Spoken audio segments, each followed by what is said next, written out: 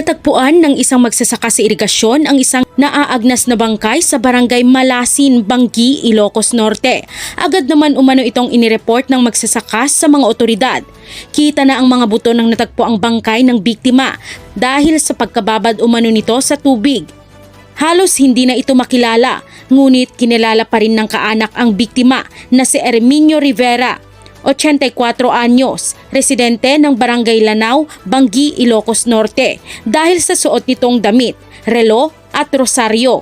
Sa pagsisiyasat ng pulisya, napag-alamang ang biktima ay matagal na umanong nawawala. Patuloy pa rin ang investigasyon ng pulisya sa insidente. Teres Sundayon, Damag, Ilocano.